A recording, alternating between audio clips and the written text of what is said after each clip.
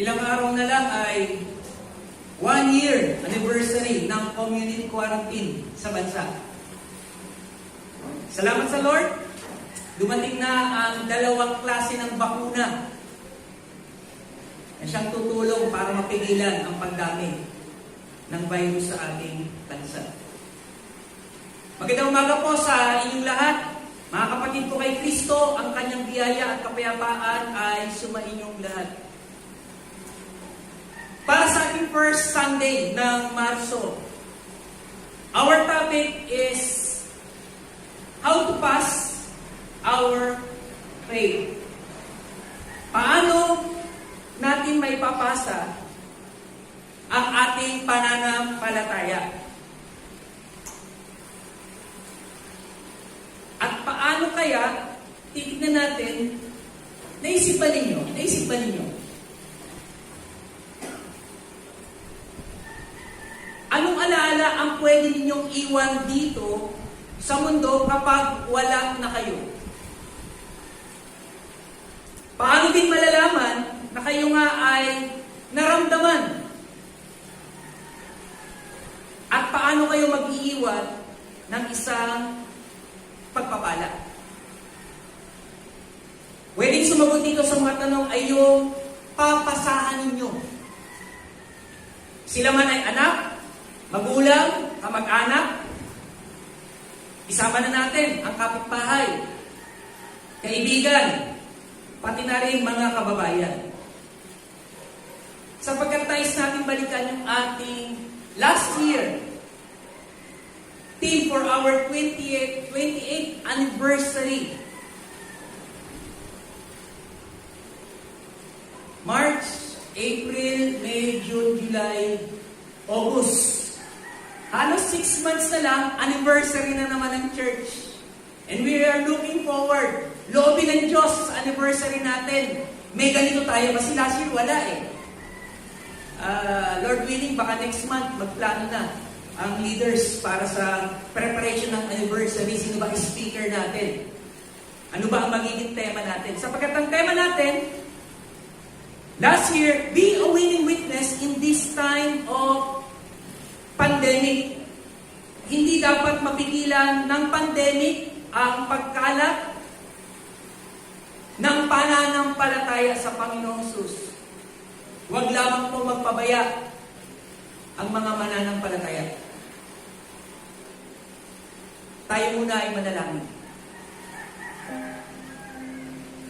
Mabaging Ama nasa langit, nagpapasalamat po kami sa iyo dahil merong sumunod sa sinabi ng Panginoong Hesus na humayo at ipasa ang aral ng Biblia sa iba. Kaya nakarating po sa amin. Ngayon, ipakita mo po sa amin na hindi lamang sa amin dapat tumigil ang pananampalataya sa Panginoong Hesus, kundi ipasa rin namin sa aming kasambahay, kamag-anak, mga kaibigan, at kababayan. Hindi namin ito dapat solohin, kundi paramihin pa ang magpapasa. Tulungan mo po kami, O Santong Espiritu, na maunawaan ang tama para maisagawa itong ituturo sa amin mula sa banal na kasulatan. Ito po ang aming hiling na merong kapakumbabaan sa pangalan ng aming sinasampalatayanan, ang Panginoong Hesus. Amen.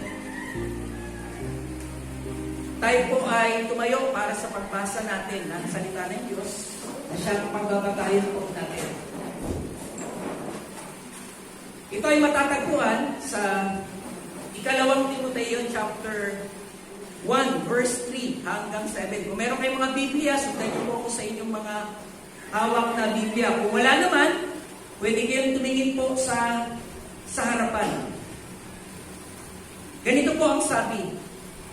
Nagpapasalamat ako sa Diyos na pinaglilingkuran ko ng may malinis na konsensya tulad ng mga ninuno ko.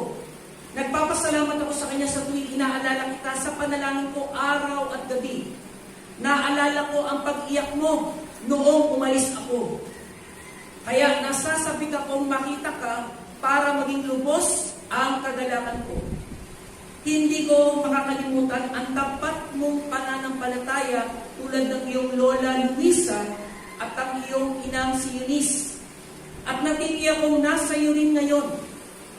Dahil dito, pinaalalahanan kita na lalo ka pang maging masigasig sa paggamit ng kakayahang ipinagkaloob sa iyo ng Diyos na tinanggap mo ng patungan kita ng kamay. Verse 7. Sapagkat hindi tayo binigyan ng Diyos ng espiritu ng kaduwagan, kundi espiritu ng kapangyarihan, pag-ibig, at disiplina sa sarili. Maaari po tayo umupo at pagpalain tayo ng Diyos sa pagbasa natin ang kanyang salita. Anong dalawang paraan paano may papasa ang ating pananampalataya? Anong dalawang paraan? Dalawa lang pong paraan para may pasa natin ang ating pananampalataya batay sa ating binasa mula sa banal na kasulatan. Dapat muna nating malaman na kaya palang ipasa o pwede kang magpasa dahil meron sa'yong nagpasa. Ulitin ko, meron kang ipapasa dahil meron sa'yo ang nagpasa. Anong ipapasa mo kung wala namang nagpasa sa'yo? Parang chismis. Kaya ka merong chismis dahil merong nag-chismis sa'yo. Tama po ba, mga chismoso, chismosa? Hindi po tayo magchichismisan, kundi makikinig tayo sa ipagagawa ng Panginoon sa atin ngayon at kailangan magawa po ito ng mayroong sistema. Ito ang una. Ang una, kailangan tapat na pananampalataya. You must be faithful to the faith. Sabi ni Ed Spencer, to share your faith is to know your faith. Makita natin itong tapat sa pananampalataya sa verse 5. Tingnan natin yung verse 5. Ang sabi sa verse 5, hindi ko makakalimutan ang tapat mong pananampalataya tulad ng iyong lola Luisa at ng iyong inang si Eunice. Nagtapat si Lola Luisa, nagtapat si Nanay Eunice, at naipasa kay Timoteo. Nakita po natin dito sa sulat ni Pablo na mayroong espiritual na pinagmanahan si Timoteo. Mula kay Lola Luisa, naging tapat sa pananampalataya, ipinasa ito sa kanyang anak na si Eunice, na siyang naging ina naman ni Timoteo. Kaya sinasabi natin, to know your faith, you can show your faith. Or to share your faith, know your faith. Hindi mo pwedeng ipasa ang isang bagay na hindi mo alam o hindi sa'yo na ipasa. Nakita rin ni Pablo na ang pagiging deboto ni Timoteo ay dahil sa kanyang ninuno, sa kanyang pinanggalingan. Kung meron mang gagayahin sa inyo ang mga anak ninyo, una, anong buhay ito na magsasabing nakadikit kayo kay Kristo? Pangalawa, magiging mapanalanginin kaya sila? Pangatlo, meron kayang mabubuong matibay na ugnayan sa Diyos? At ang pang-apat, papahalagaan din kaya nila ang Biblia?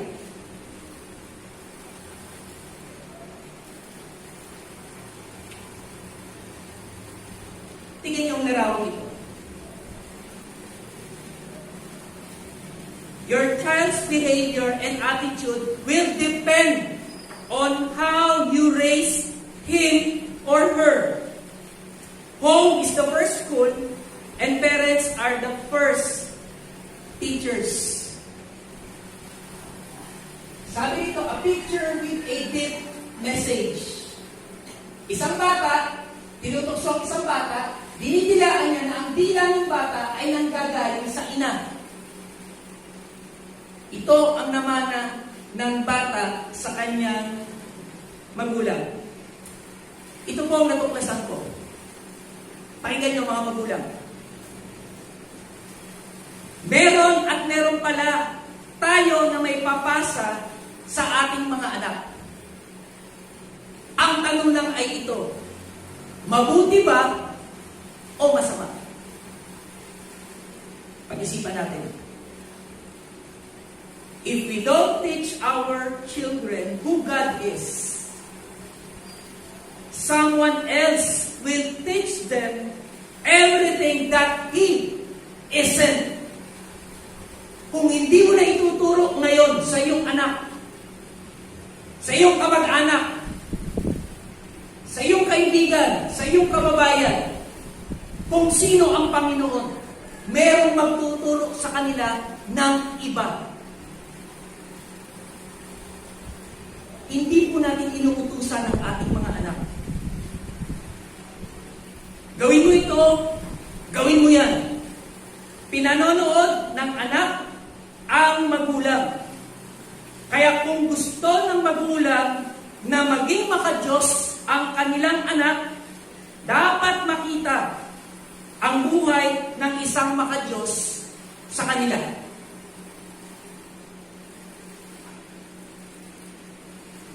Dapat makita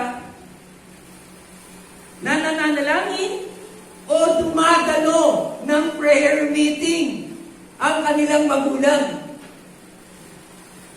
Gusto mo ng anak, hindi pa pwede. Pero tatay, sana pagbalik, sasama na ako. Sa totoo lang, nag-aalala kami, naiwan yung tatlo. Sabi namin, diyan lang kayo sa bintana. Diyan may mga anak ko. Diyan lang kayo sa bintana. Gusto nila mag-church. Na-excite sila, pero hindi pa pwede. Sana ganyan din tayo. Hinahabol tayo ng mga anak natin. Kasama po. Hindi yung, buti na lang, wala na si tatay, nagpapaglaro na kami. Yay! Sana hindi ganon. Nagpapahalaga sa pagbabasa ng Biblia at hindi nagpapabaya.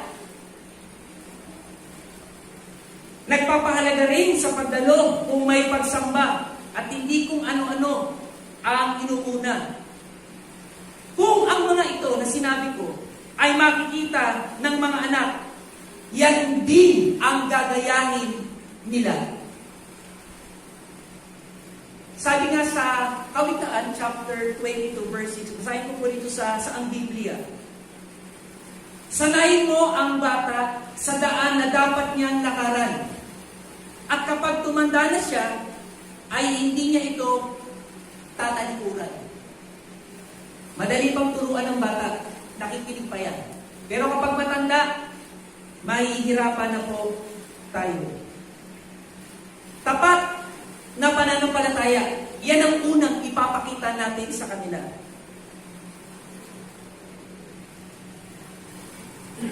Ang pananampalataya ay hindi po nakikita. Nalalaman lang na meron tayong pananampalataya dahil sa ating gawa. Pero kung sasabihin ko, ako po ay nananampalataya sa Diyos, paano nila malalaman meron akong pananampalataya sa Diyos? Ako po ay nagbabasa ng salita ng Diyos, ako po ay nananalangin sa Diyos, ako po ay sumasamba sa Diyos. Kaya ang pangalawa, natitignan natin, tapat na paglilingkod. Makita sa verse 3 and verse 6. Basahin ko po sa verse 3, ang sabi sa verse 3, nagpapasalamat ako sa Diyos na pinagliran ko ng may malinis na konsensya. Sa verse 6, maging masigasig sa paggamit ng kakayang ipinagkaloob sa iyo ng Diyos. Mga paglilingkod na makikita natin. Sa talata, binanggit yan, konsensya, maging masigasig sa paggamit ng kakayahang ipinagkaloob sa iyo ng Diyos. Ito po ang magiging bunga ng merong tapat na pananampalataya ang isang Kristiyano. Tapat sa paglilingkod sa Diyos. Kahit mahirap, minsan nag-iisa, pinagdududahan, pinag-iinitan, tuloy-tuloy pa rin dahil nauunawaan sa umpisa na itong pananampalataya sa Kanyang Panginoon. Tingnan po natin, meron tayong dalawang masasabi na may tapat sa paglilingkod ang isang Kristiyano. Dalawa po ang katibayan. Una, kita natin, may malinis na konsensya sa talatang 3. Hindi dapat mag-alala basta may malinis na konsensya. Ang takot lamang ay ang merong ginawang masama.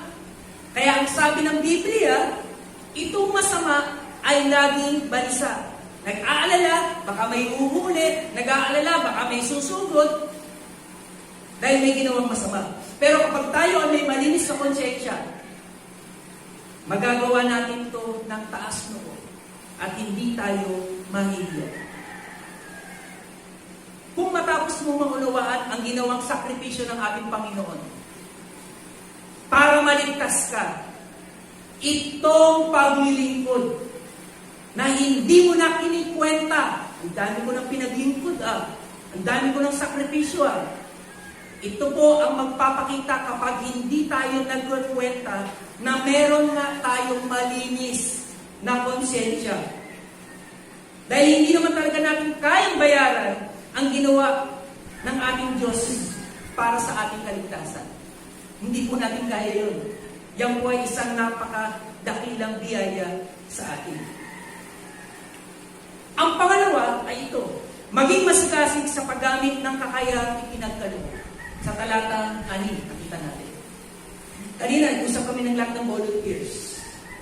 At kinausap ko sila, sabi ko sa kanila, ayusin na natin. Nag-start tayo ng November, ng worship service, December, January, February, March. Nakalimang buwan na tayo. At gusto natin, nag-i-improve po tayo ang ating pananambahan. Kasi kapag hindi, parang hindi tayo natututo. Di po ba? At ang sinasabi nito, sa paglilingkod natin, as a father, dahil itong mga anak ko, sumusunod sila sa paglilingkod, nandiyan ang asawa ko, sumusuporta. Kapag nakita nilang nagpapatay-patay ako sa paglilingkod, hindi ganun din, patay-patay din ang anak ko sa paglilingkod. Kapag ang tagal ko magbihis, ay tsak, matagal din sila magbihis. Kapag ang bagal ko kumilos, ang bagal ko maligo, ang bagal din nila maligo. Pero kapag nagmabilis ako, gagayahin din nila yan. Ministry is not a stress. It's not a stress. It's a joy doing the will of God because ministry is a gift from God. Binigyan ka ng Diyos ng pagkakataon para mapagsilbihan siya. At lagi natin sinasabi, isang karangalan po sa aking Panginoon ang mapaglingkuran ko kayo. Mga kapatid, napakarami pang bakante. Napakarami pang bakante. Napakalayo na, hinahanap ko na sa SBCC, GC natin. Asa na ba yung ministry? Ang layo na. Walang nag-update kasi pag may nag-update dyan, may isang pumoto pa, bababa mo yan sa pinaka-latest. Para din po itong ating pagdalo. Kapag may bumoboto, lumalabas po yung latest. Sabi ko, wala na nang bumoboto, wala na nang gusto maglingkod. Pero sabi ng Panginoon ngayon, kung gusto ninyo, may gumaya sa inyo, maglingkod kayo ng buong sigasig. Ito pong sound system natin, nagbago ng setup, inaayos po namin yan. E napapansin ninyo, yung tugtugan natin, yung kanta natin, may pagbabago. Kasi ito ang sinasabi ng Panginoon. Gusto natin maging masigasig tayo, maging excited tayo, na itong paglilingkod natin ay makikita ng ibang tao. Hindi tunog video okay ang kantahan natin dito. Mas gusto ko naririnig ng tao ang salita ng Diyos para kung may dadaan man, mahamon sila sa salita ng ating Panginoon.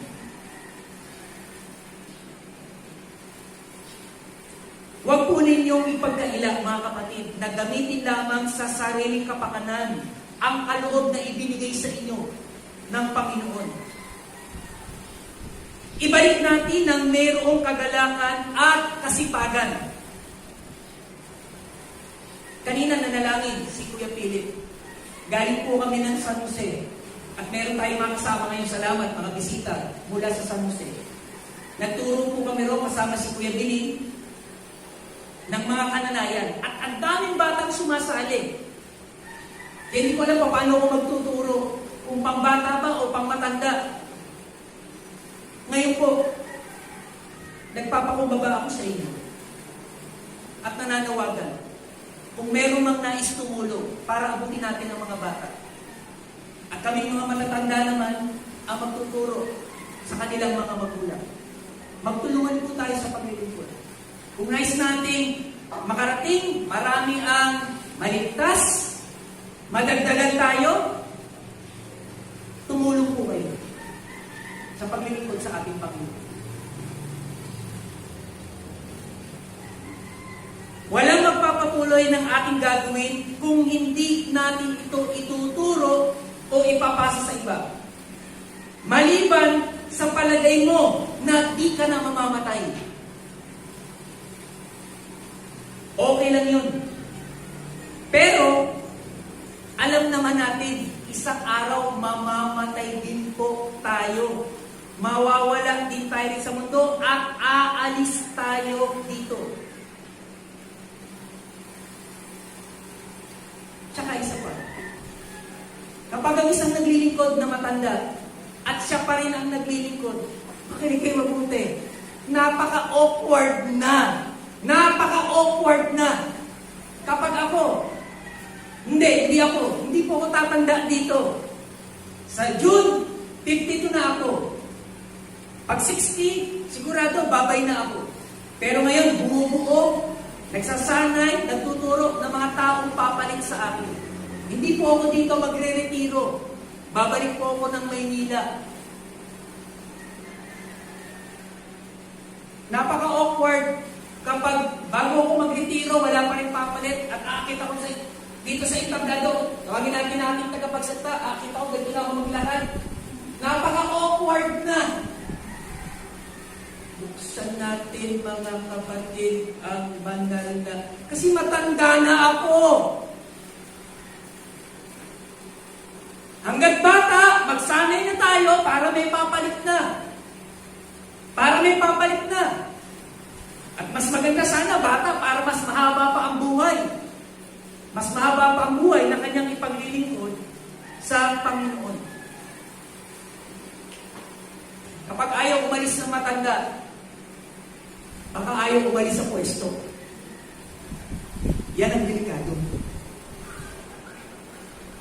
Minsan, naglakbay ang Panginoong Sus sa isang isla at meron siyang nakita roon na isang lalaking sinasaniban ng masamang espiritu. Walang magawa ang mga tanikala dito, kundi binabaklas niya at lagi siya nagsisisigaw. Pero isang araw, nung makita niyang dumaong ang bangka ng Panginoon sa dalampasigan, itong masamang espiritu na nagsisiga-sigaan, nang gugulo sa kanilang lugar. Nung makita niya ang Panginoong Jesus, tumakbo ng mabilis sa harapan, at nung makita niya ang Panginoon, sinabi niya, Panginoon, anong ginagawa mo rito? Pupuksain mo na ba kami? Papatayin mo na ba kami?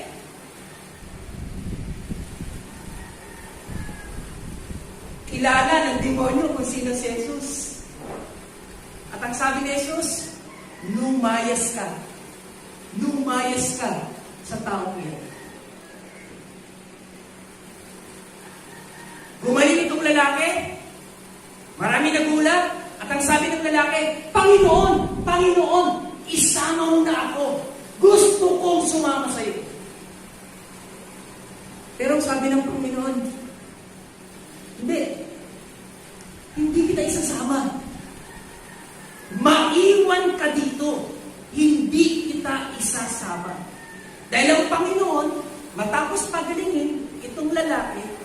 pinapaalis siya ng kanyang mga kababayan. Kaya ang sabi ng Panginoon, ito po ay nasa Marcos chapter 5, verse 19. Kaya yung basahin ko ang 4 na version na Tagalog. Sa Marcos chapter 5, verse 19. Ito po ang sabi. Ang sabi sa Filipino Standard Version, ngunit hindi pumayag si Jesus, sa halip ay sinabi sa lalaki, umuwi ka at ibalita sa iyong mga kasambahay ang lahat ng ginawa ng Panginoon para sa iyo at kung paano siya nahabag sa iyo. Sabihin mo sa kasambahay, nanay, tatay, pangalawa, tignan natin ang version ng mabuting balita. Ang sabi sa mabuting balita, ngunit hindi pumayag si Jesus. Sa halip ay sinabi niya sa lalaki, umuwi ka na at sabihin mo sa iyong mga kamag-anak. Kanina, kasambahay, ngayon, labas na sa pamilya. Kamag-anak, tiyo, tiya, lolo, lola, pinsan.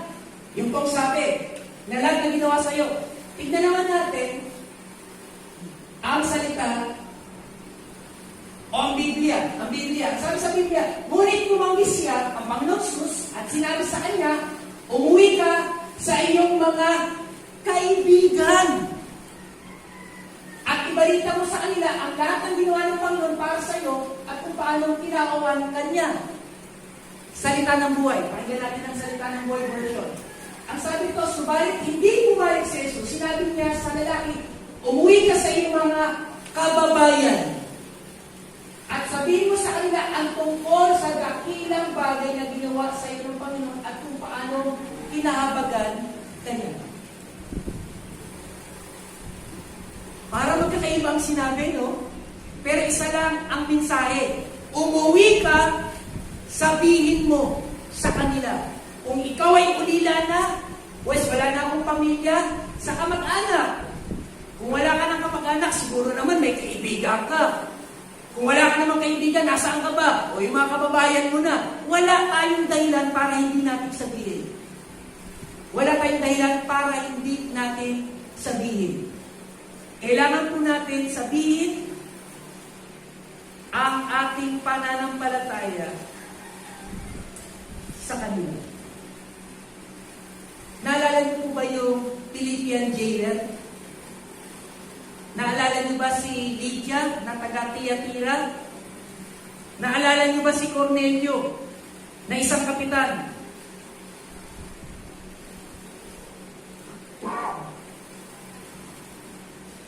Ang mga tao ito, matapos sumampalataya sa Panginoon, sila ay nagpabautismo. Di po ba?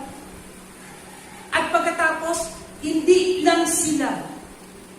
Itong jailer, itong si Lydia, itong si Cornelio, kasama ang kanilang buong pamilya, lahat sila sumampalataya sa Panginoon. Si Cornelio, nag-imbita pa ng mga kaibigan sa kanilang tahanan at ito ipinahayag nila Pedro. Ang kaligtasan patungkol sa ating Panginoong Jesucristo.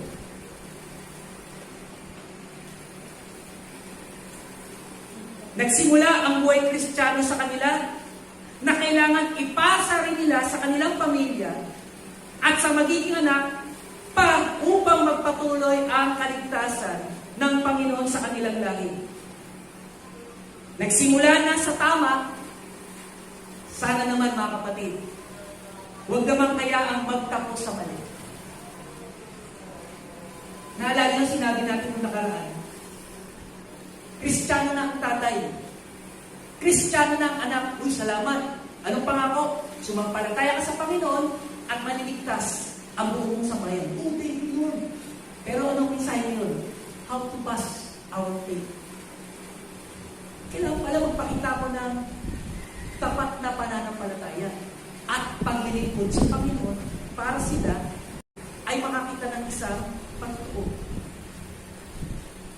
Huwag po natin hayaan na walang magpapasa sa atin, sa ating mga mahal sa buhay, ng ating pananampalataya. Bakit natin ito may papasa? Bakit natin ito may papasa? Tatlong dahilan mula sa talatang 7.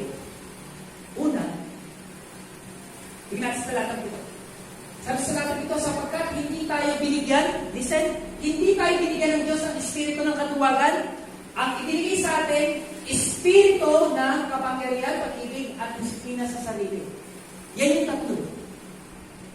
Hindi ipinahiram, as in ibinigay. Nasa iyo na. You have the power of the Spirit. Nasa iyo na. Kapag hindi mo gagamitin ng power, sayang. Nasa atin ang espiritu ng kapangyarihan, kaya tayo matapang, kaya malakas ang loob natin, kaya meron tayong kasipagan, because we have the power of the Spirit. Hindi lang yan, meron kasi tayong pag-ibig. Di po ba? Meron tayong pag-ibig. Ayun, pag-ibig at pinakauli, disiplina sa sarili. Pansin itong tatlong ito, itong tatlo, pakikita na ayaw, lobat. Espiritu ng katapangan nasa atin, kaya natin magturo, kaya natin magpasa, kapangyarihan na naaalala natin. Dahil ang sabi naman ng Biblia, ang Espiritu ang magpapaalala sa iyo ng lahat ng sinabi ko. So hindi mo malilimutan yan, lalo na kung may Espiritu ka. Pag wala ka Espiritu, ano daw? Parang isang estudyante, hindi ka nag-aral, walang laman ng utak mo, wala ka talagang isasagot. Pero kapag meron kang Espiritu, meron kang lakas loob, at hindi lang yan, ito pa, sabi, meron tayong pag-ibig. Ano bang magagawa ng pag-ibig? Kaya na naman tayong Panginoon eh. Dahil sa dakilang pag-ibig. Pero ang pangatlo, napansin niyo ba? Disiplina sa sarili. Nasa atin pala yan. Disiplina sa sarili. Disiplina na ano? May gagawin ka? Anong gawin mo? Mamaya na yan. Dapat alam mo kung ano ang mas importante. At anong importante? Maipasa natin ang pananampalataya. Makinig kayo mga kapatid, dito ako magtatapos. Hanggat hindi nyo naiintindihan ang impyerno, hindi nyo ipapasa ang pananampalataya. Hanggat hindi nyo naiintindihan ang impyerno, hindi nyo ipapasa ang inyong pananampalataya. Kamakailan sa balita, may nasulog na sasakyan sa EDSA. Yung isang balita, may nasusulog na bahay. Kapag may nasusulog na bahay, nakita mo may nasusulog sa kapitbahay, nakita mo, nasusulog bahay. Kawawa naman sila. Di ba sisigaw ka? Sunog! Mga kapitbahay! Merong delikado na pag hindi ka nagsisigaw, marami ang mapapahamak, marami ang mamamatay, marami lalo ang masusulugan. And it's the same. Pag hindi mo naintindihan ang impyerno, na ang tatay mo hindi siya Kristiyano, hindi mo ipapasa, ang anak mo hindi Kristiyano, hindi mo ipapasa, hiwalay kayo pag nagkamatayan na. Uuwi ka sa Panginoon dahil sumampalataya ka, pero ang pamilya mo na hindi sumampalataya, hindi siya pwedeng sumama sa langit. Sabi nga ng lesson namin kahapon, wala kang spiritual relationship sa Panginoon. Kami ng asawa ko, mag-asawa kami, we have a physical relationship. Itong anak ko, meron kami physical relationship. Pero magaling kayo mga kapatid, pag ako namatay, at ang anak ko hindi sumampalataya, hindi ko siya kasama sa langit. Wala kaming spiritual relationship. Kaya ang tawagan natin, bakit? Ate, kuya. Kahit matanda na ate, kuya. Kasi may relasyon tayo dahil sa Panginoon. Kaya para sa ating conclusion, pakinggan niyo po ito. Kapag ang virus ang kumalat, COVID-19, marami ang mapapahamak. Pero kapag ang salita ng Diyos ang kumalat, marami ang maliligtas. Pakalatin natin ang salita ng Diyos. Hindi ang virus. Hindi dapat sarilinin kung ito ay mahalaga. Kundi dapat ipas o ipasa itong pananampalataya at huwag na huwag magpapas o susuko. Dahil ang Diyos ay may pangako. Sa isang buwan, April 1, ang ika-20 taong ko na dito sa Santa Cruz, Laguna. Yung mga inabutan kong bata, may mga asawa na, may mga anak na. Yung mga maliliit na sanggol, andito, kumakanta na. Ang tanda ko na. Pero kailangan maipasa sa mga taong mapagkakatiwalaan. Mga taong meron ding tiyak na pananampalataya at meron din tiyak na pag-ibig sa ating Panginoon.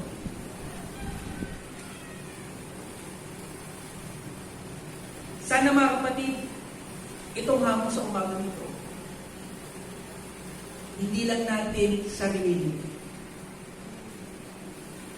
Ipasa niyo na sa inyong mga mahal sa buhay. At para sa ating aplikasyon. Alam niyo ba, hindi apektado ang demonyo kahit pa ang Kristiyano ay dumadalo sa iglesia at isinasaulo ang Biblia, basta huwag lang maging deboto at magpatotoo kay Kristo. Ayos na ito sa demonyo. Yan ba ang gusto ninyo? Huwag na huwag po natin pababayaang maputol ang pananampalataya na sinimulan sa atin. Kundi patuloy natin ipasa rin sa iba. Marami po akong nakuha tracts ngayon, mga babasahin. Nandiyan sa labas, meron. Sa baba, meron. Mamaya po, pag uwi ninyo, galing yan sa Every Home for Christ Philippines. Pag uwi po ninyo, kumuha kayo ng pailan-ilang kopya. At yan po ay ibibigay, ipapasa ninyo sa mga taong wala pang pananampalataya kay Kristo.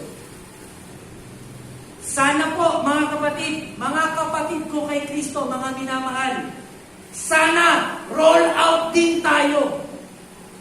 Yung bakuna, roll out na. Ang dami nang naglalakas loob. Bakuna na. Sana tayo din. It's about time, mga kapatid, to roll out, to spread our faith to our family, to our relatives, to our friends, to our neighbors. Wag pong tayo lang ang nandito. Mauubos tayo isang araw. Pero kung nadadagdagan po tayo, mabawasan man, may umuwi man sa Lord, hindi pa rin tayo umuunti hanggat hindi pa dumarating ang ating Panginoon. Kumuha po kayo mamaya. Huling talata, iwan ko sa inyo. Sabi ng Panginoon sa Kristo, nilakyan ko talaga yung letra para kitang-kita lahat. Ang sabi dyan, ngayon, alam na ninyo ito. Ano yun? Na ipasa nyo ang pananampalataya. Alam niyo na po ba na dapat ipasa ang pananampalataya? Amen. Amen. Ngayon, makinig kayo mabuti. Ano sabi ng Panginoon? Pinagpala kayo kung ito'y gagawin ninyo. Na ipapasa ninyo ang pananampalataya. Pagpapalain kayo ng Lord. Pero pag di nyo pinasa, magkalimutan tayo. Kasi ang pagpapalain, kung gagawin ninyo, ipapasa ang ating pananampalataya. Hindi lang tayo dito sa lupa magkasama. Hanggang sa langit, magkasama pa rin. Tayo po ay manalangin. Napakaliwanag po ng iyong utos na kailangan ipasa namin ang aming pananampalataya sa iba. Sapagkat ito lamang ang paraan para masunod ang utos mo, Panginoong Hesus. Nakuha namin ito dahil meron pong nagpasa sa amin. Kaya ngayon, amin naman itong ipapasa sa iba, lalo na sa aming mahal sa buhay. upang hindi dito sa lupa kami magkakasama, kundi pati na rin sa langit. Tanggapin po ninyo itong aming panalangin sa iyong pangalan. Amen.